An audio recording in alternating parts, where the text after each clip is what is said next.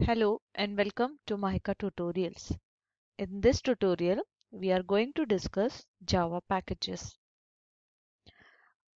A package is a group of similar types of classes, interfaces, and subpackages. Or we can say that a package is a namespace that organizes related classes, interfaces, and subpackages.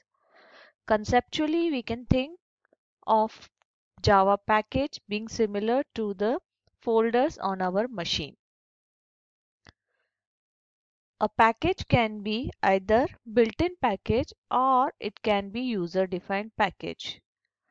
Examples of built-in packages are Java, Lang, IO, Util, SQL, and etc. That is, we can have inbuilt packages and we can have user-defined packages. User-defined packages means the packages which we can create explicitly. Now there are three advantages of going for packages.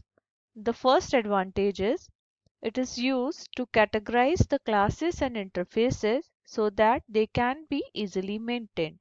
That is, we can group the related classes and interfaces in one package so that we can maintain them easily. Second, packages provide access protection. We know that only public elements can be accessed outside the package. So if a particular programming element is not of public type, then it cannot be used outside the package. So it provides access restriction. Third advantage is it removes naming collision. We know that within same package we cannot have two classes or two interfaces with the same name, but in different packages we can have classes with the same name or interfaces with the same name. So creating packages removes naming collision as well.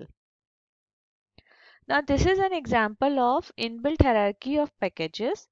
At the topmost level we have a package Java, and then for Java there are different sub packages like Lang, Util, and so on.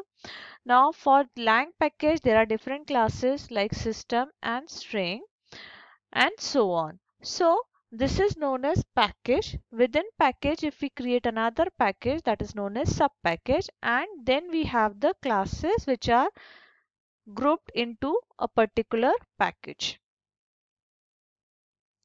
There are three ways to access the package from outside the package.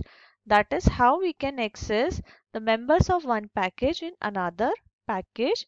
The first way is we can import the complete package by giving import package name dot asterisk. Dot asterisk means import all the classes and interfaces of that package which is given here. Second, import package name dot class name. This is used to import only a particular class which is mentioned here. And third way of accessing the package is we can use fully qualified name wherever we are using any member of that package. So in this case, no import statement will be required. Whenever we import a package, subpackages are not imported implicitly. Subpackages needs to be imported explicitly. And this is the hierarchy of writing our code. First, we mention the package in which we are working using package keyword, and then all imports are given, and then comes the class definitions.